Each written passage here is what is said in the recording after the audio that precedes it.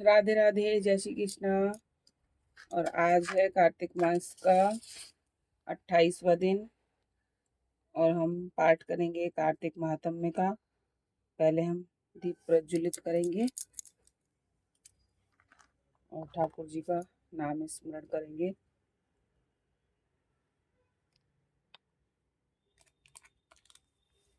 हम प्रतिदिन पाठ करते हैं कार्तिक महात्म्य का। तो आज है कार्तिक मास के 32वां अध्याय।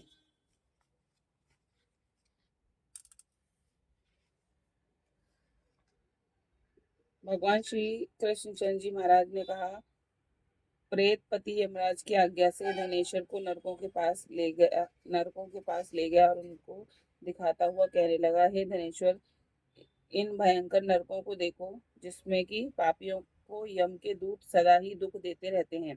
ये देखो, यह तप्तवाचुक नामक भयंकर नरक है, जिसमें देह जलने के कारण पापी विलाप कर रहे हैं। भोजन के समय जो प्राणी भूखों को भोजन नहीं देते, वह बार बार नरक में डाले जाते हैं। वह मनुष्य जो गुरु, अग्नि, ब्राह्मण, गौ, वेद और राजा इनको लात मारते हैं, उनके पर भयंकर नरक में जलाए जाते हैं। यह 6 प्रकार के नरक अतिशय पापों के करने पर मिलते हैं। अब देखो, यह दूसरा अंधक मिश्र नामक नरक है। ये ब्राह्मण सुई की भांति मुख वाले तमोत नामक कीड़े इन पापियों को काट रहे हैं। इस नरक में दूसरों का दिल दुखाने वाले पापी गिराए जाते हैं। अब यह तीसरा क्रक नामक भयंकर नरक देखो। इस नरक में पापी आरे से चीरे जाते हैं।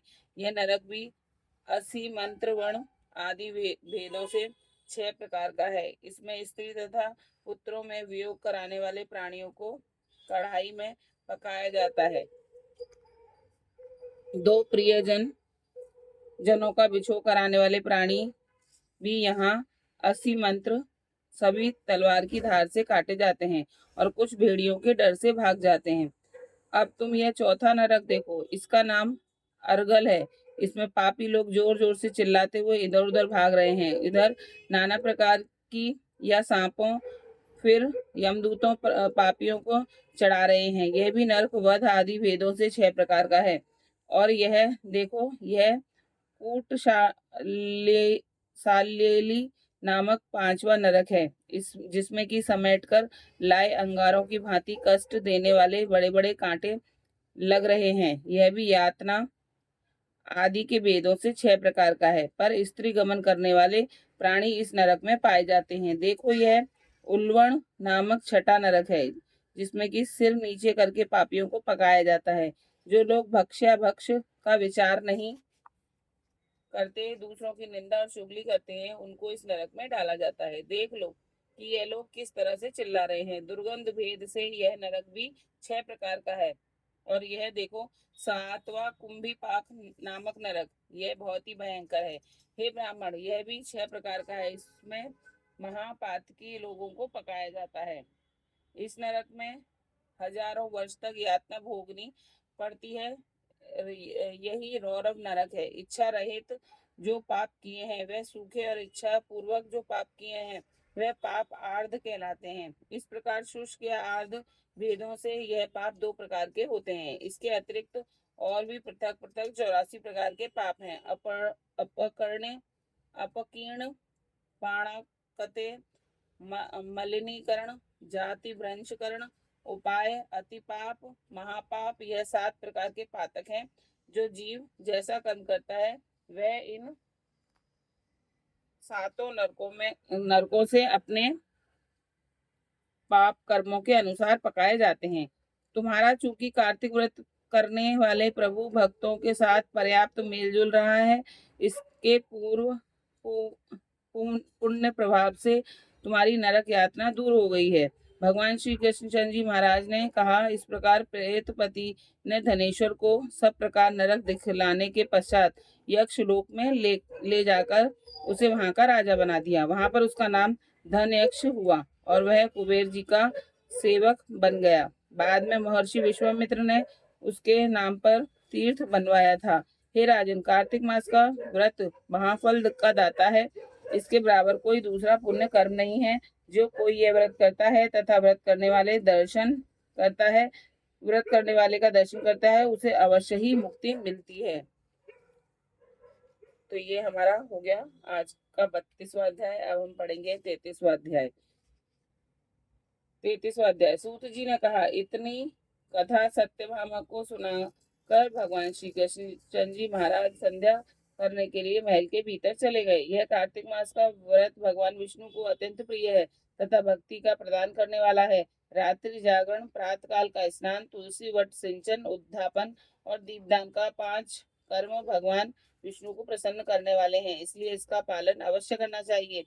ऋषियों ने कहा, भगवान विष्णु का प्रिय अधिक देने वाला, शरीर के रोम रोम को प्रसन्न रखने वाला, इतिहास पूर्वक जो कार्तिक महात्मा आपने कहा है, मोक्ष की चाहना करने वालों या भाग के इच्छुक मनुष्यों को यह व्रत अवश्य करना चाहिए।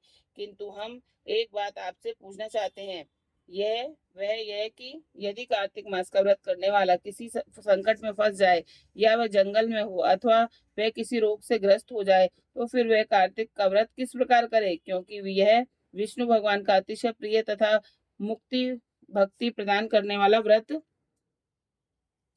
किसी प्रकार भी नहीं छोड़ना चाहिए। श्री सूत जी ने उत्तर दिया, यदि कार्तिक व्रती किसी संकट में फंस जाए तो वीरता के साथ भगवान शंकर तथा भगवान विष्णु के मंदिर में जाकर जागरण अवश्य करे। यदि भगवान शंकर का मंदिर या भगवान विष्णु का मंदिर पास ना हो तो जिस किसी भी देवता का मंदिर पास में हो उसमें जाकर रात्रि जागरण करे। अगर घना जंगल हो तो फिर पीपल के वृक्ष के नीचे अथवा तुलसी के वन में जाकर जागरण करे।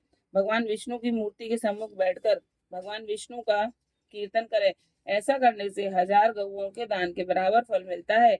जो व्यक्ति विष्णु के कीर्तन में बाजा बजाता है उसको वाजपेयी यज्ञ के बराबर फल मिलता है और हरि कीर्तन में नृत्य करने वाले प्राणी को समस्त तीर्थों में स्नान करने वाला फल मिलता है। किसी संकट के समय या रोगी हो जाने पर और यदि जल न मिल सके तो केवल भगवान विष्णु के नाम मात्र से मार्जन ही कर ले। यदि उद्यापन न कर सके तो व्रत की पूर्ति के लिए केवल ब्राह्मण को भोजन ही करा देवे, क्योंकि ब्राह्मणों के प्रसन्न होने से भगवान विष्णु भी प्रसन्न रहते हैं। यदि आप दीपदान न कर सकें तो दूसरे के दीप की वायु आदि से भली भांति रक्षा करें, और यदि तुलसी का पौधा पास ना हो तो वैष्णव ब्राह्मण की ही पूजा कर लेवे, क्योंकि भगवान विष्णु सदा अपने भक्तों के निकट ही रहते हैं। इन सबके ना होने पर व्रती ब्राह्मण गौ, पीपल और वट वृक्ष की श्रद्धा से सेवा करे। सौनक आदि ऋषियों ने कहा, आपने गौ तथा ब्राह्मणों के सदृश पीपल और वट वृक्षों को क्यों बतलाया है, और सभी वृक्षों में पीपल का वृक्ष और वट वृक्ष श्रेष्ठ क्यों कहे गए हैं? सूत जी ने कहा, पीपल का वृक्ष साक्षात विष्णु भगवान है, वट वृक्ष साक्षात शंकर भगवान है और पलाश का वृक्ष साक्षात ब्रह्मा है। इन वृक्षों की पूजा, सेवा तथा दर्शन से सब पापों का नाश हो जाता है। ऋषियों ने कहा, प्रभु, हम लोगों को इसमें शंका है कि ब्रह्मा विष्णु शंकर वृक्ष रूप क्यों हुए, आप कृपा करके हमें बताइए। श्री सूत जी ने कहा, प्राचीन काल में भगवान शंकर और पार्वती विहार कर रहे थे कि उस समय उनके विहार